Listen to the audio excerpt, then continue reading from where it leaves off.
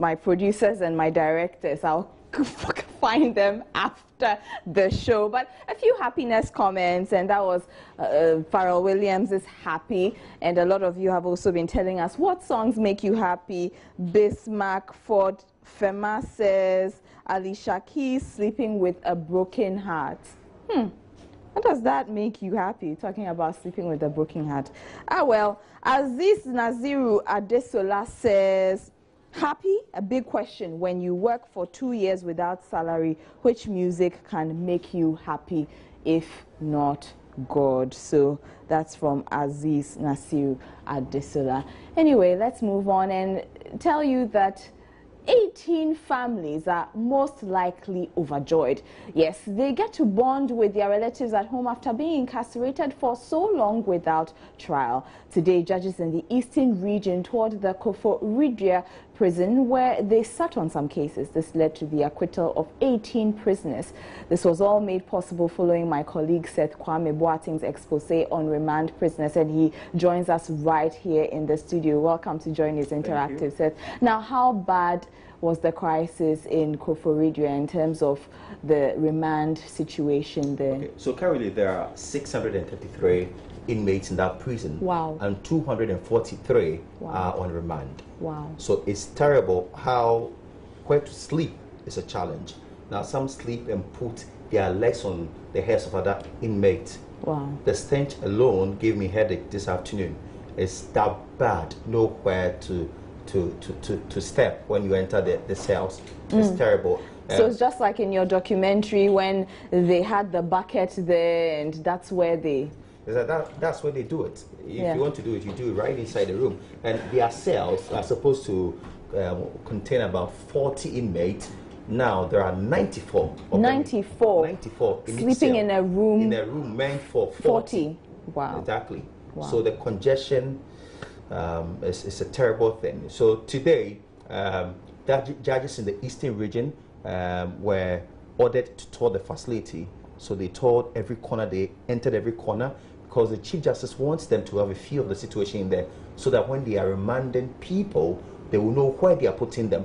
It will prick their conscience. We can listen to some of the judges when I spoke to them after we toured their prisons. I entered about 4 cells. Is it your first time coming here? Yes, please. And how are you feeling? I feel devastated by the horrible things I saw in the cells. I mean, like what? The number of people gathered in one cell. I mean, a cell that should have maybe taken about 10 people have about 80, 90. And it's horrible. And it's not the best. It's inhuman. I see it as not the best. So if you knew this before, would you have still remanded people? No. No, because maybe except those non-bailable offenses, but stealing and other things, I think these days we should not allow the police to throw dust into our eyes by saying, oh, the case is under investigation. At least they have 48 hours to investigate. So if they come and they are not ready, I would think that my colleagues and I will have to just go ahead and discharge them. We just have to be strict on the prosecutors, because these problems are not just from the judges. If they do not present facts or wrong facts and try to convince us to remand these people, I'm sure we would not have so many people at the remand cells. I went to the remand cells and I must say I'm very sad, but you do not see tears in my eyes.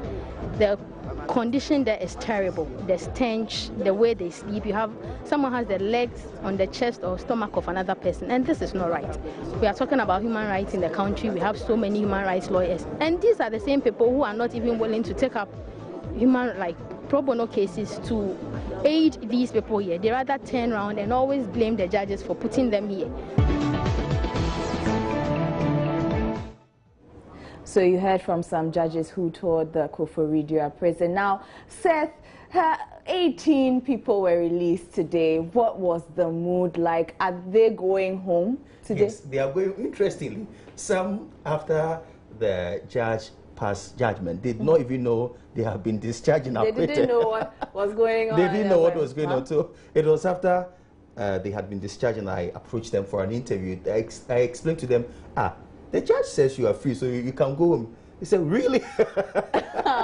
I had the opportunity to speak to some of them, and I have two of them that we can listen to them now. Okay.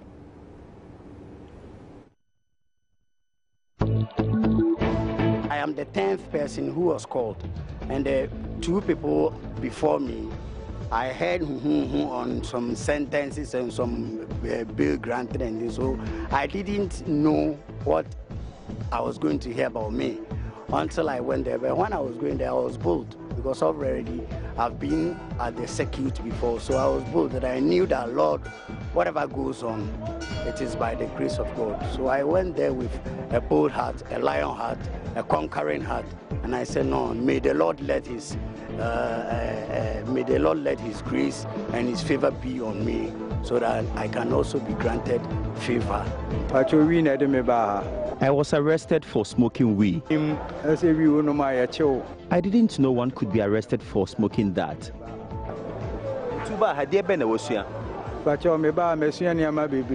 I have really learnt my lessons. When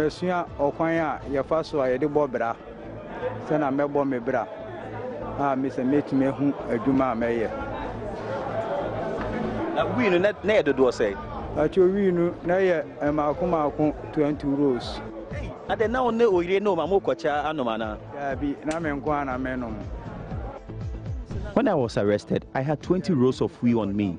I was going to smoke all alone. I didn't know it could make me mad. 6 years. Yes, who were 56 years? I'm probably 56 years. If I see anyone smoking weed, I will tell the person he could be arrested. Weed is not good. So you heard from 2 of the 18 prisoners who have been released today from the Koforidua prisons, right, Seth? Yes. And how does all this make you feel, seeing that your work is getting such results? I'm very excited, and I'm excited for the hundreds of people who will soon have their cases heard and those who will be discharged. I'm very happy for them, and I'm humbled. It tells me we can do more. We have the power. As journalists, you can do more to help people come out of their difficulties. Now, Seth, you've also been going around a lot this week. I know I've been meeting you in and out, on and off. And what's next? What's the plan for next week? It's Friday. Next week, we are hitting the road again. We are visiting other prisons to have this Justice for All program in those prisons and see how many people who can come out as a result of that. But another documentary is on the way coming. I won't mention now. Great. Thank you very much. I've been speaking with my colleague Seth Kwame Boateng, whose documentary Locked and Forgotten allowed 18 men to be set free in Koforidua today. I'll be right back with your Facebook comments after the break.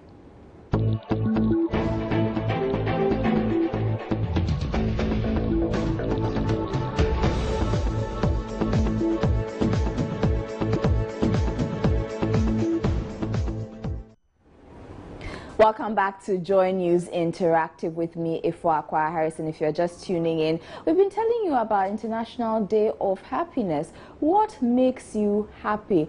And let's take what's trending, which also has to do with what makes people happy.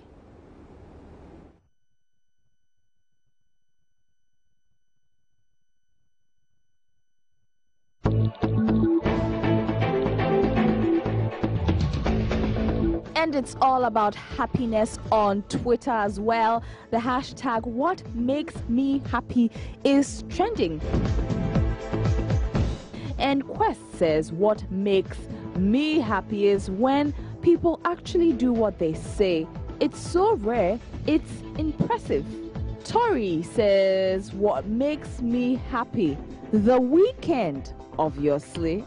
I know, right, Tori? Thank God it's Friday. Donna Brazil says gardening, being with friends, cooking a delicious meal, and reading a good novel. Did I mention a glass of red wine? That sounds like my kind of happy, Donna. Hunterson Media, hashtag what makes me happy. Knowing people are thinking about happy things on a Monday when the week has just started afresh. Okay. L simply says, talking to people you don't usually talk to. John Shelton says, a child on the way to school with excitement in his eyes and a smile on the face for the chance to learn. John, are you a teacher? That's an interesting one there. And Kali says, what makes me happy is when people are smiling at you. That feeling is awesome.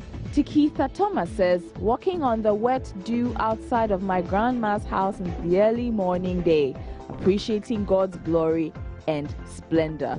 Hashtag what makes me happy. Chris says, a new update is available. Oh, okay, I get it.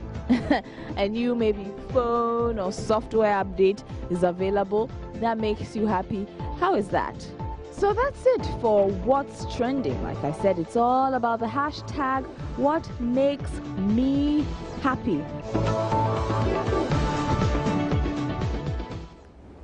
And then we also told you about how 18 remand prisoners have been set free today thanks to Joy News' Seth Kwame Boateng's documentary Locked and Forgotten. Now moving on, Ghana must have a female president or vice president in 15 years. Yes, gender advocates are bent on making women wield more power, real authority in government, society and the church. Ghana has a deadline to meet. The UN Commission on the Status of Women expects countries to attain gender equality by 2030. That's a very ambitious target Ghana has set for itself. Is it even possible? We've been asking for your views. We put it up on Facebook, and Eunice Ohiming says, why not? Why not now in 2016? Are women not part of our society? Junior Labs Camry says, it's all a matter of will and conviction coupled with a strong desire to lead. Honestly, there's nothing that can happen under this sun. As to whether things will be different, this is Africa. We can only hope and pray. And also in 30 years' time, hopefully, MPP and NDC may be irrelevant then. So a woman may be able to contest and win, and maybe if Wakwa Harrison and vice would be Lord Edu Asare. Who knows? Well, that's an interesting one. And Jerry Harry Lawson Bakri says, I don't think so. Have you forgotten the former Shraj boss? Just to mention a few, corruption just didn't start today and won't end tomorrow. As former president once said, corruption is as old as Adam and Eve. But human beings in general, we can't get out of corruption, whether you're a man or a woman. Anyway, let's take the video of the day. The man just walked through fire in water. Yes. That's amazing. It's somewhere in Jamaica, right? Yes, what do I say? And that's how we end on, well, my patois is not good, so let me not just try. Anyway, that's how we end the week on today's big story and Joy News Interactive. Thank you so much for joining us. Enjoy have a great weekend. Bye. Bye-bye.